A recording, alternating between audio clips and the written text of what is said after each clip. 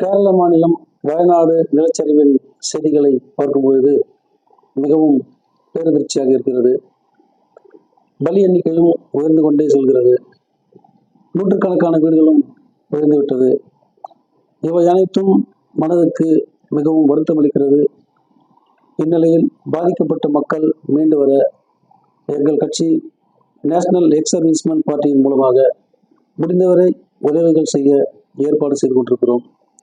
அது மட்டுமல்லாமல் அங்கங்கே உள்ள முன்னாள் இராணுவ வீரர்களை அங்கே சென்று உதவும்படியும் நேஷனல் எக்ஸ் சர்வீஸ்மென் பார்ட்டியின் மூலமாக கேட்டுக்கொள்கிறோம்.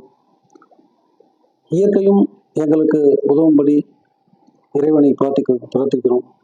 நன்றி, வணக்கம்.